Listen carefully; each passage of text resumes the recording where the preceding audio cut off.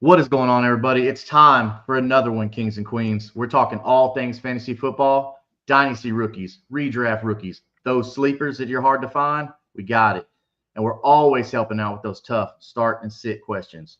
All right, turn up the volume, sit back, and let us help you become fantasy football royalty with me, your boy Kingmaker. And tonight we got a special guest.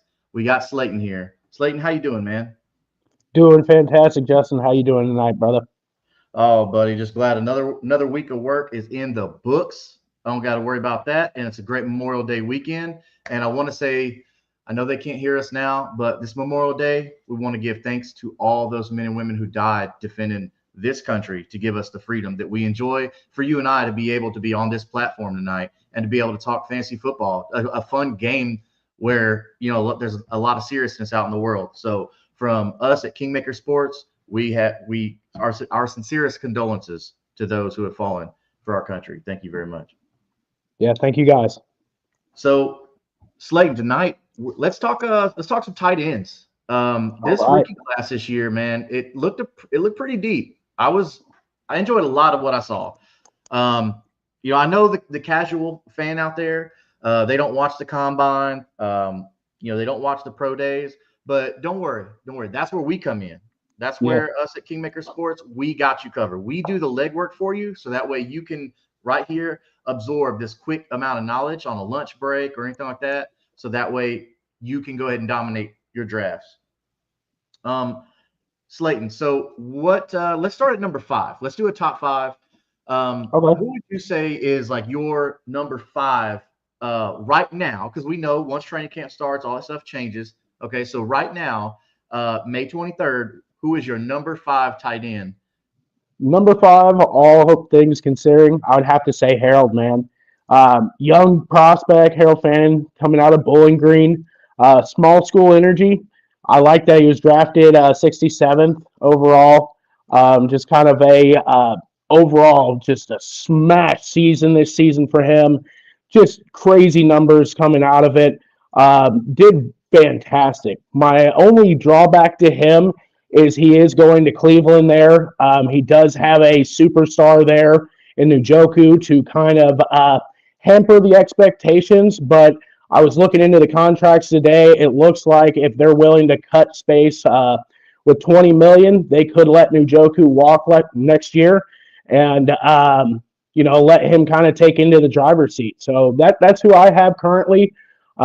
Young age, coming in here at 20. So I think he's got a lot of room to grow and just a lot to show, man.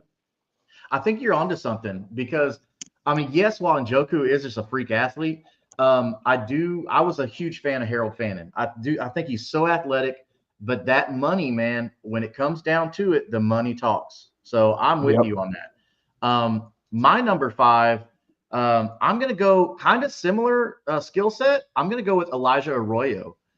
He got drafted to the Seattle Seahawks, and he doesn't really have any like great competition ahead of him. He just has Noah Fant, easily beatable with the new kind of offense they're going to be running there. I do think Elijah Arroyo is going to help with that because let's keep in mind there's no more DK Metcalf. Okay, Yep. he's gone. Yeah. He's all by his lonesome in Pittsburgh right now, singing the blues. Like he's crying, poor guy. But hey, the grass wasn't greener on the other side. Hey, and No. I hope his paycheck. I mean, I hope his paycheck's fat. Good for you, man. But I think Elijah Arroyo is going to dominate in Seattle due to lack of big options. I mean, they of course let's not kid ourselves. Jackson Smith and Jigba is a true threat. Oh yeah, But without a doubt. yeah.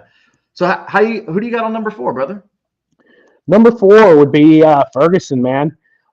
Me being a Rams fan, big Rams fan coming from Missouri here, has great draft capital. So got drafted 42nd overall.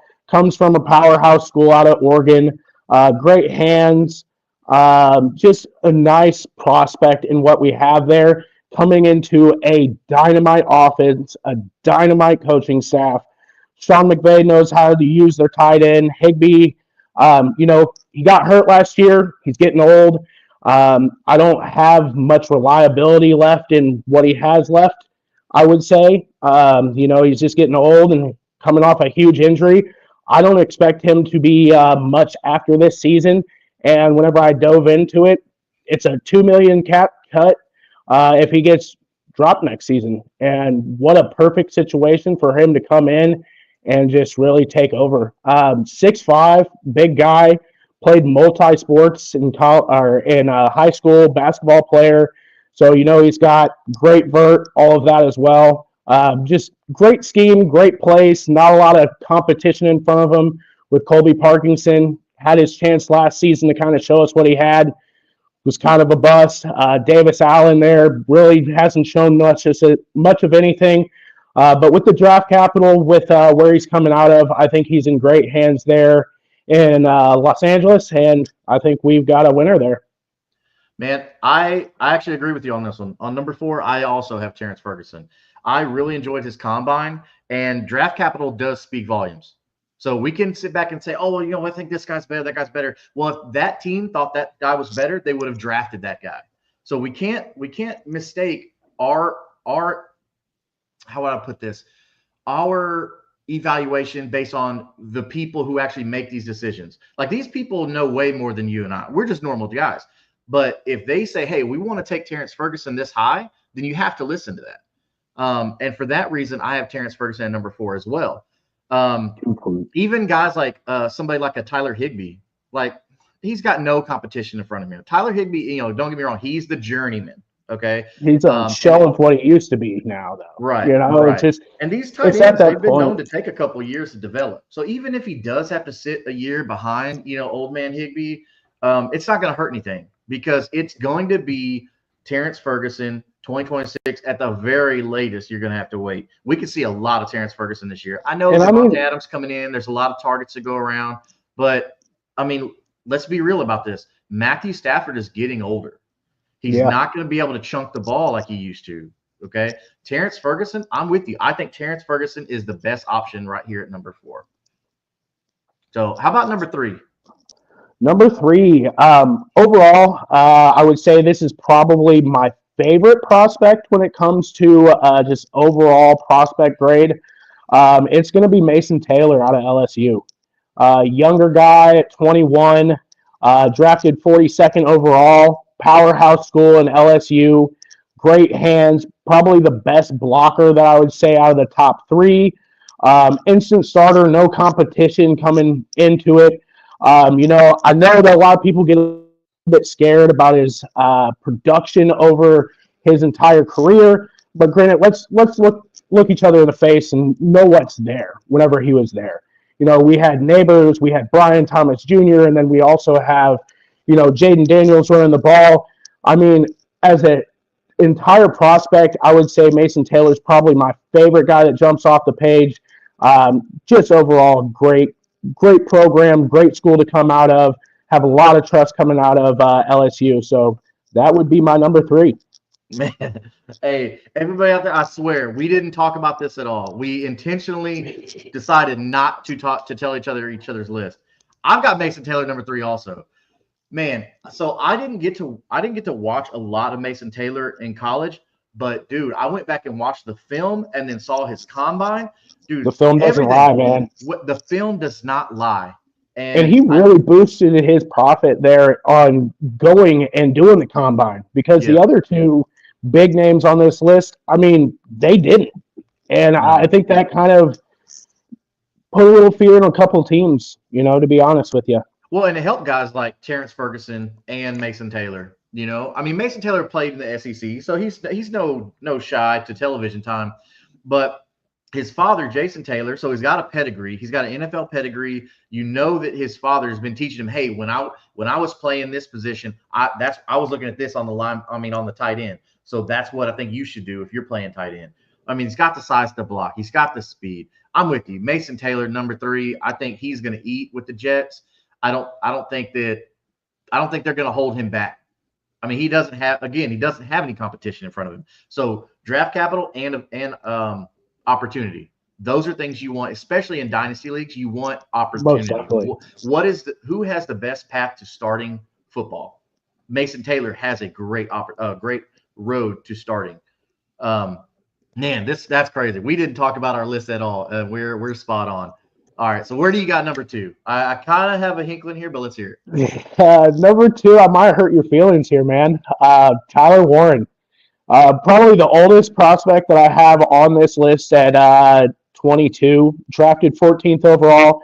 I mean, his tape tells you everything. Dude's a bull. I mean, just an absolute run you down, great in space, just run you straight over. I absolutely love Tyler Warren. Honestly, coming into the season before draft, he was my favorite prospect. I mean, I watched all of his tape, watched all of his videos. Just an absolute smash of a player. The only downside that I have with him is going to that Colts. It just seems like that offense is a little bit of disarray. There's no true sign of what's going on with the quarterback, and it makes me a little bit nervous, and they haven't shown that they really want to use a tight end there. But I know as a prospect, that is somebody that I want to bet on. After watching him in Penn State, I really think that he has everything that he needs, all the tools to make it great in the NFL. Yeah, so you're not really hurting my feelings there. I like Coulson Lovelin. I like Tyler Warren. I liked him at Penn State because I liked how the offense, they could trust him. Their whole offense basically revolved around Tyler Warren. Don't get me wrong, his quarterback was okay. I think if he came out this year, he would have been probably the 1 or 2 quarterback easily. But no, I'm with you on that. I think Tyler Warren and even his competitor Coulson Lovelin are very, very similar. It's a coin flip, man. It really is. I don't think there's any difference on that other than who you like. So even looking at their blocking, both of them are almost the exact same in the blocking. It really looks very, very comparable to the two. And between the two teams that picked them, I don't think you're making a bad decision on either of them. No, I don't think so at all. I'm with you with the Colts. I have no illusions at all. If anybody out there has ever watched me and Jeff on Unstable, we're very fair on our evaluations of Colts players. But I do think that Tyler Warren is going to help Anthony Richardson in the regard of so I said this during the draft when they made the pick, and I still stand firm to that, is a great tight end will help a bad quarterback. And Anthony Richardson is struggling right now. So Tyler Warren was the best option for them to help their offense. So I'm with you on he could be that security blanket, man. I really think that he could be that guy for Anthony Richardson. Yes. And that's why I still have him at number 2. I really think that he can translate in the NFL. It's just got to be the coaching scheme and the offense to kind of wrap it around it. Yeah. No, I'm with you on that. Well, I guess everybody knows who our number ones are going to be. So go ahead and let us know. Yeah, number 1, Coulson Lovelin. 21, first tight end drafted in the draft, coming from a powerhouse school as well there in Michigan. My biggest allure to this has just been Johnson and his track record with Sam Laporta in the past. Him coming over and being the coach there in Chicago, I really think that is going to be a match made in heaven. He really knows how to use that. I believe that this offense is just going to be an absolute air raid this year. I think everything's in place for Caleb Williams to really take that second step forward. But Coulson Lovelin really going to turn some heads this year. I think he has more of a later impact that I would say than Warren. I think Warren will have a better season this year. But in overall Dynasty, the name of the game is the long play. And I think Coulson Lovelin is going to be that guy for the long term. Man, how do you feel about that competition he's got, though? Cole Kmet is not a bad tight end. Do you think Cole Kmet is just relegated to blocking? I think that Cole Kmet will probably walk soon, if I'm being honest with you. Especially after this. Yeah, especially after spending that much draft capital on a tight end. I think it's a new regime. New faces are coming in. I've always seen it time and time before between, new regimes coming in, they clear house and bring in their guys. And, what was the first guy that he's bringing in? Coulson Lovelin. And I mean, hey, Yep. you see him do it in Detroit there. So I am absolutely ecstatic to see what he can do with Coulson Lovelin for years to come. Yeah, if they're going to use Coulson Lovelin any way that they use Sam Laporta, you definitely want to smash that draft button when it comes up for Coulson Lovelin. Well, I mean, no surprise. I've got Tyler Warren only because he's going to go in and he's going to have to start day one to help Anthony Richardson. He's going to be easily, I think, the number 2 option outside of Josh Downs. Josh Downs is that utility knife. He can go anywhere. But Tyler Warren is, like you said, that security blanket. And for Anthony Richardson struggling so bad, and even it's not like there's better options behind him. You got Daniel Jones, and then you got a rookie in Riley Leonard. So, and we already know if Riley Leonard's out there, we already know that a rookie quarterback's best friend is a tight end. I mean, that's proven time and time again. I mean, that's science at this point, right? So that's why I have Tyler Warren at number 1. The only reason I didn't put Loveland at number 1 is because of Cole Kmet. And I don't know how that relationship is gonna mesh. Are they gonna run double tight formations? Like, what are they gonna do? My only biggest thing on that, whenever it comes down to it, is that I really think that with it being a dynasty, the long-term play, I don't think Cole Kmet's going to be there much longer past this year, if I'm being completely transparent. Yeah. I think on a season long, Warren all day. I'm smashing Warren. If it's season long, without a doubt, PPR, I'm taking Warren. Yeah. But as far as the long play, Loveland's really going to be my bread and butter in that offense. Yeah, Loveland is an amazing talent. I really like Loveland. Loveland actually has been the guy for a couple of years, like in Devy leagues, has been the guy. You wanted Coulson Lovelin, and then we see Tyler Warren emerge this year, kind of like we did with Kyle Pitts. You remember that? So Kyle Pitts came out the one year, but it was always Pat Freiermuth. Pat Freiermuth, they were like, hey, this is going to be the guy. This is the stud and all that. And then Pitts has his 1 year, and then boom, Pitts goes first in rookie drafts and stuff.